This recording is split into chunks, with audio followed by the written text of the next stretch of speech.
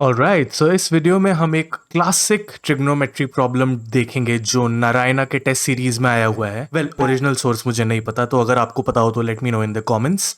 And Narayana वालों please ANI मत बन जाना यार, if you know you know.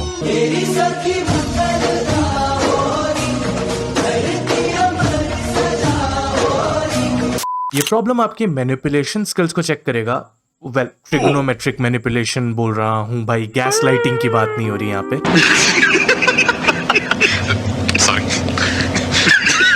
बातें बहुत हो गई, प्रॉब्लम डिस्कस करते हैं, लेट्स गो।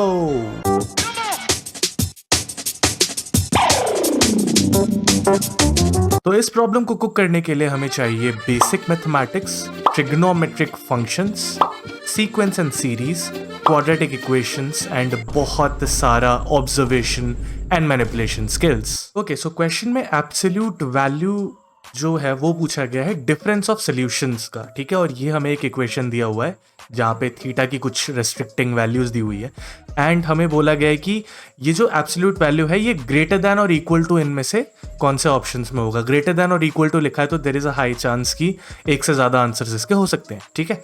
तो हमें सबसे पहले तो ये इक्वेशन देखना होगा एंड सिंस हमें डिफरेंस ऑफ सोल्यूशंस निकालना है तो मोस्ट प्रोबेबली मुझे शायद सोल्यूशन ही निकालना पड़ेगा, थीटा की वैल्यूज निकालनी पड़ेगी एंड देन मैं उसका डिफरेंस लेके एब्सोल्यूट वैल्यू निकालूं। तो यार सबसे पहले मुझे दिखाई दे रहा है कि यहाँ पे कोसेक है पूरा, और कोसेक के बारे में मुझे कुछ खास जानकारी है नहीं, ठीक है।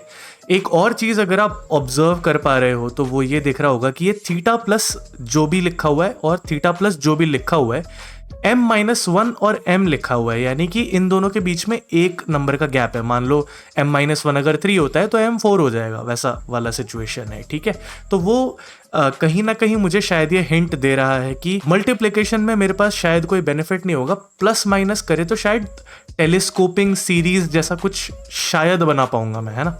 तो कोसेक आता नहीं है तो एक काम करते हैं, सबसे पहला सिंपल सा कोसेक को साइन में कन्वर्ट कर लेते हैं। तो इतना ट्रिग्नोमेट्री तो आई होप जानते ही होंगे कि कोसेक जो होता है वो 1/sin होता है, ठीक है। तो सबसे पहले मैं इस एक्सप्रेशन को चेंज करता हूँ। समेशन हम ले रहे हैं, m जो है वो 1 से लेके 6 तक है एंड 1/ आपका आता है sine theta plus m-1 π/4, same चीज़ है जो वहाँ लिखा है, लिख ले रहा हूँ एंड यहाँ पे ये भी कोसेक है, इसे भी साइन ही कर देता हूँ। तो ये साइन थीटा प्लस m π/4 है।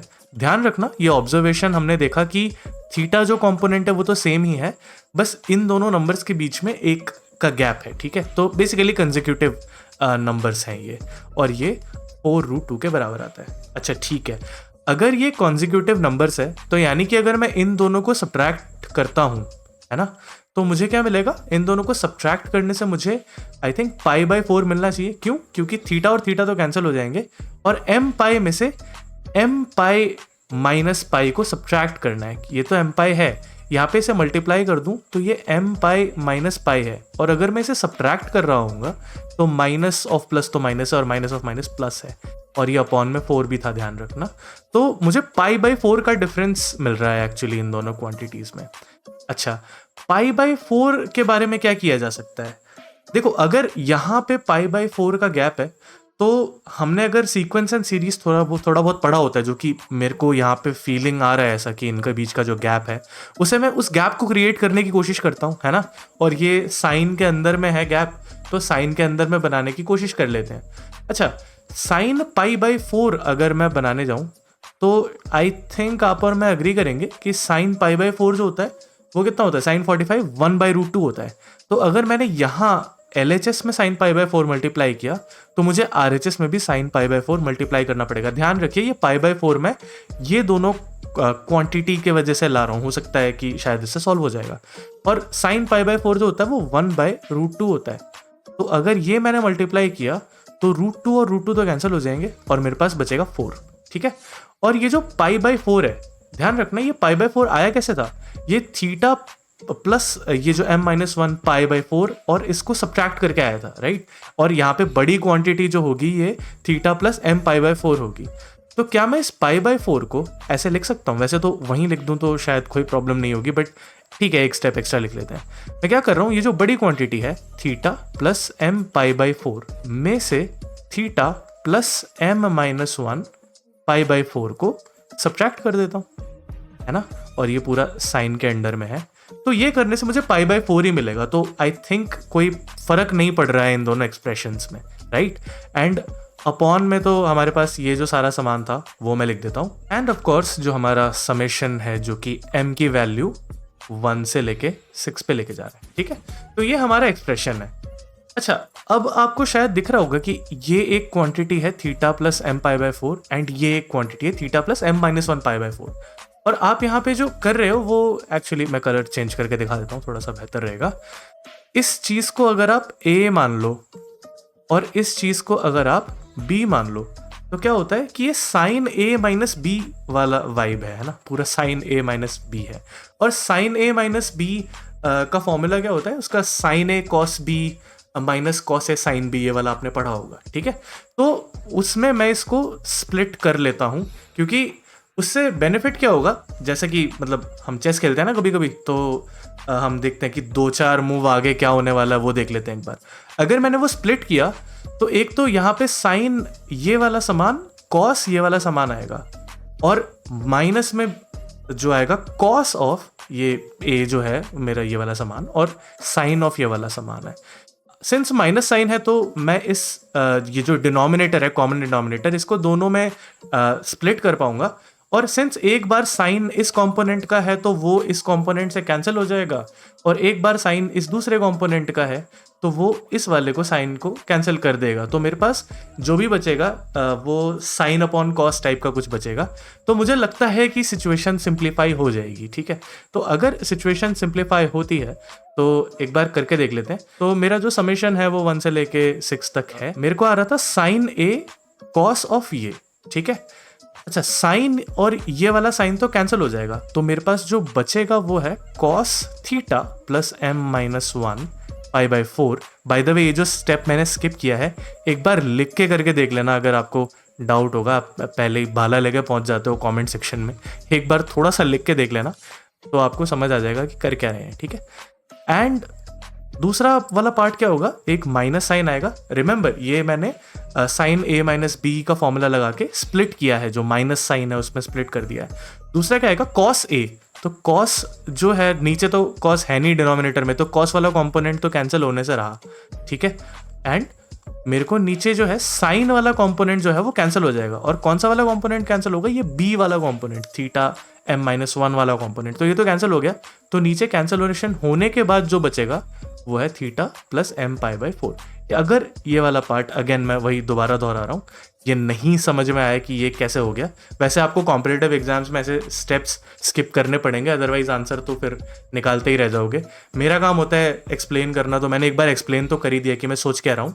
बाकी एग्जाम्स में आपको डायरेक्ट करना होता है चीज़ें। इनफैक्ट इतना भी नहीं लिखना होता है, सीधा कॉट लिखना होता है, क्योंकि देखो आप कॉस बाय समथिंग एंड वही अपॉन में साइन बाय वही समथिंग है, दोनों ही सिचुएशन में ऐसा है।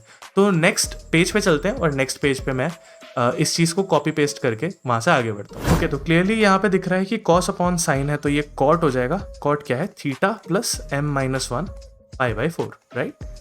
माइनस में मेरे को दिख रहा है cot theta plus m pi by 4, ठीक है। तो ये लिख लेते हैं, और ध्यान रखिएगा ये समेशन हो रहा है, m जो है वो कहाँ से जा रहा है, 1 से लेके 6 तक जा रहा है। चलिए बढ़िया है, और ये इज इक्वल टू 4 है ऑफकोर्स। अब क्या करें, अब ऑफकोर्स हमें ये जो सीरीज है, सिंस मैंने सीक्वेंस एंड सीरीज की बात की थी, तो अगर हम बस एक वैल्यूज पुट करके देख लेते हैं, वैसे तो थोड़ा बहुत वैल्यू आप ऐसे फाइंड आउट करके देख लोगे तो भी समझ आ जाएगा।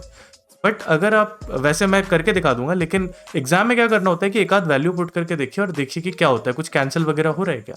तो अगर आप वैल्यूज पुट करेंगे, अगेन मैं यहाँ सारे स्टेप्स, मतलब सारे तो नहीं, जो थोड़े मेजर स्टेप्स है वो लिख देता हूँ।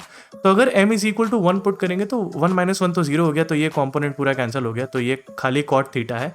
माइनस अगर आप 1 पुट करोगे तो ये कॉट थीटा प्लस m तो 1 है, तो ये खाली पाई बाई 4 हो जाएगा, राइट। प्लस क्योंकि ये समेशन है, अब आप m is equal to 2 value put करके देखो। तो अगर आप पुट करके देखोगे तो यहाँ पे आपको दिखेगा कि थीटा है प्लस 2 माइनस 1 1 है, तो ये पाई बाई 4 है। और यहीं से आपको ये नोटिस हो जाना चाहिए कि यही सेम चीज़ आपको यहाँ पे माइनस में मिली थी, है ना। और फिर अगला तो जो आएगा वो आएगा माइनस का कॉट यहाँ पे 2 पुट करोगे तो 2/4 है जो कि 1/2 हो जाएगा, पर मैं फिलहाल के लिए 2/4 ही रहने देता हूँ। क्यों?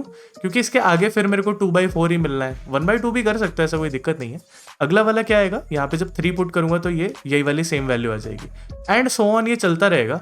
तो मैं एक काम करता हूँ, सीधा आखिरी वाली टर्म लिखता हूँ। आखिरी वाली टर्म क्या होगी, अगर मैंने यहाँ 6 पुट किया तो ये 5π/4 है। और ध्यान रखना, ये जो प्लस वाला 5π/4 है, एक बार इससे पिछला वाला नंबर भी डाल के चेक कर लो। यहाँ पे अगर आप m = 5 पुट करोगे तो ये 5π/4 भी बनेगा। तो इससे पहले इसी का एक माइनस वाला कंपोनेंट भी अवेलेबल है, ठीक है। एंड उसके बाद आपको 6 पुट आप करोगे तो ये cot ऑफ थीटा प्लस 6π/4 है। आई नो ये 3π/2 हो जाएगा, इससे पहले कि आप कमेंट सेक्शन पे चढ़ जाए मेरे पे, ठीक है। मैं बस अभी लिख नहीं रहा हूँ। अच्छा, तो ये माइनस है और ये प्लस है, ये दोनों तो कैंसिल हो जाएंगे। ऐसे ही ये माइनस है और इसके आगे एक प्लस वाला आएगा जो कैंसिल हो जाएगा। ऐसे ही कैंसिल होते होते इससे पहले एक माइनस वाला था, रिमेंबर, वो वाला इस प्लस वाले को कैंसिल कर देगा और हमारे पास जो बचेगा वो है cot थीटा माइनस cot, अगर आपने ये कैंसिल किया तो हमें क्या मिलेगा, कैंसिल करके हमें मिलेगा 3π/2, राइट। तो ये 3 है और ये 2 है। अच्छा, 3π/2 270 होता है और हमें पता है कि cot ऑफ 270 प्लस थीटा जो होता है वो माइनस का tan थीटा होता है। क्यों? क्योंकि फोर्थ क्वाड्रेंट में चला जाता है। फोर्थ क्वाड्रेंट में cot जो है वो नेगेटिव रहता है। वेल, ये थोड़ा ज्योतिष जैसा साउंड कर रहा हूँ ना कि जो ग्रह है वो उस घर में चला गया तो वैसा वैसा। बट हाँ, इसी तरीके से थोड़ा बहुत याद भी किया था मैंने बचपन में। बट हाँ, तो ये माइनस का tan थीटा यहाँ से आएगा, लेकिन माइनस साइन एक ऑलरेडी मौजूद है, तो माइनस ऑफ माइनस प्लस का tan थीटा आएगा, राइट। और ये इज इक्वल टू 4 है। अब क्या करें, अब हमें थीटा के लिए सॉल्व करना है, तो एक काम करते हैं, tan थीटा के लिए सॉल्व कर लेते हैं, फिर थीटा निकाल लेंगे। आप चाहो तो cot के लिए भी सॉल्व कर सकते हो, ऐसा कोई दिक्कत नहीं है। tan के लिए क्यों कर रहा हूँ, क्योंकि tan के साथ ज्यादातर लोग कंफर्टेबल होते हैं। तो cot जो होता है वो क्या होता है, cot तो 1/tan होता है, राइट। और यहां से अगर मैं LCM का tan मतलब ले लेता हूँ, LCM में tan, तो मुझे न्यूमरेटर में एक तो tan² मिलेगा और प्लस का 1 मिलेगा, और ये tan दूसरे तरफ मल्टीप्लाई होकर 4 tan थीटा बनाएगा। उस 4 को मैं इसी स्टेप में वापस ले आता हूं, तो ये माइनस का 4 tan थीटा है और प्लस 1 है इज इक्वल टू 0, ठीक है। तो यहां पे हमें एक क्वाड्रेटिक इक्वेशन दिखाई दे रही है tan में, ठीक है। इसे मैं फटाफट कॉपी कर लेता हूँ दूसरे स्लाइड पे और आगे बढ़ते हैं। ओके, इसके बाद तो सिंपल है, क्वाड्रेटिक इक्वेशन जैसे 10वीं में करते थे। आप चाहो तो tan थीटा को y लेके सॉल्व कर सकते हो, बट इतना नीड है नहीं। यहाँ पे अगर नोटिस किया जाए तो मुझे 1 बनाना है 4 का इस्तेमाल करके, 4 को स्प्लिट करके, तो वो थोड़ा सा नहीं हो पाएगा ऐसे। तो सिंपल सा बात है, आप लगाइए क्वाड्रेटिक फार्मूला। तो क्वाड्रेटिक फार्मूला होता है -b, यहाँ पे b जो है वो माइनस का 4 है, तो ये प्लस का 4 हो जाएगा। प्लस और माइनस है √b², यानी कि -4 का स्क्वायर जो कि 16 है, माइनस 4ac, राइट। तो a भी 1 है, c भी 1 है, तो ये खाली माइनस का 4 रहेगा, राइट। अपॉन में 2, a तो 1 है तो ये 2 रहेगा। चलिए, तो ये 16 माइनस 4 तो 12 हो जाएगा, और 12 जो होता है वो 4 3 12 है, तो 4 एक है, 4 अगर रूट के बाहर आएगा तो खाली 2 बचेगा, राइट। तो ये 4 प्लस माइनस यहाँ से 2 एक बाहर आता है और एक रूट का 3 है और अपॉन में 2 है। अब इसे अगर हम सॉल्व करेंगे, सिंपल सा है, tan थीटा आपके पास आ जाता है 2, जब आप ऊपर से कॉमन लेते हो तो 4, तो 2 2 सा 4 होता है, तो एक 2 बचेगा यहाँ पे, और 2 वहाँ पे कैंसिल हो गया, तो ये प्लस माइनस का 3 है।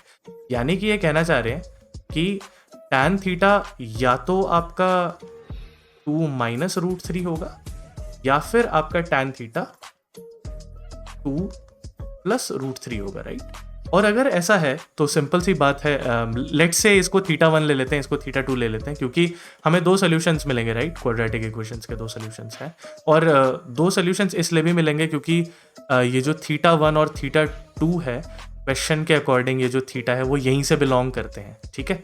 तो मुझे इसी के बीच में आंसर चाहिए। तो tan θ1, अगर आपको ये वैल्यू याद आ रही हो, अगर जेई की थोड़ी बहुत तैयारी करी हो, तो ये 15 डिग्री की वैल्यूज होती है। tan 15 जो होता है वो ये आता है, ठीक है। अगर आपको नहीं याद आ रही है कोई बात नहीं, आप sin 15 निकाल लीजिएगा जो कि 45 माइनस 30 से आता है, cos 15 निकाल लीजिएगा और डिवाइड करके रैशनलाइज कर दीजिएगा, यही आएगा, ठीक है। तो वो करके देख लेना। और 15 क्या होता है, 15 एक्चुअली होता है 15 डिग्री लिख देता हूँ वैसे यहाँ पे, पर 15 हमें डिग्री में तो चाहिए नहीं, हमारे आंसर सारे के सारे रेडियंस में। तो 15 डिग्री को जब आप रेडियन में कन्वर्ट करेंगे तो वो π/12 होता है। आई होप इतना आता होगा आपको। एंड सिमिलरली 2 प्लस रूट 3 जो है वो सिंस ये पॉजिटिव वाला रूट है, ये कॉट 15 में आता है, और अब कॉट में तो हमारे पास है नहीं, हमारे पास टैन में है। तो टैन अगर आप निकालने जाओगे तो वो 90 माइनस थीटा करके आप निकाल सकते हो। तो 90 तो क्या है, वो पाई बाई 2 हो गया माइनस पाई बाई 12 हो गया, क्योंकि कॉट में 15 पे आता था ये। तो अगर आप इसको सॉल्व करोगे तो ये 5 पाई बाई 12 है। वैसे याद भी रखना चाहिए 5 पाई बाई 12 है, 75 डिग्री होता है, बट अगर याद नहीं है तो एटलीस्ट ये चीज़ तो आप कर ही सकते हैं। अब हमें क्या बोला गया था, हमें बोला गया था एब्सोल्यूट वैल्यू निकालनी है डिफरेंस ऑफ सॉल्यूशंस का। तो हमारे पास 2 सॉल्यूशंस आ चुके, इनका डिफरेंस निकालते हैं। इसमें सिंस मेरे को एब्सोल्यूट वैल्यू चाहिए तो बड़े में से छोटा माइनस करना है सीधा सीधा, हालांकि लिख के ही दिखा देता हूँ, अब इतना तो क्या ही है। तो अगर आप ये एब्सोल्यूट वैल्यू निकालने जाएंगे तो इसमें से ये माइनस करना, और आपको एब्सोल्यूट वैल्यू है तो पॉजिटिव वैल्यू चाहिए, तो बड़े में से छोटा माइनस कर दो, तो ये 4 पाई बाई 12 आएगा, यानी कि 4 3 12 है, तो ये पाई बाई 3 है।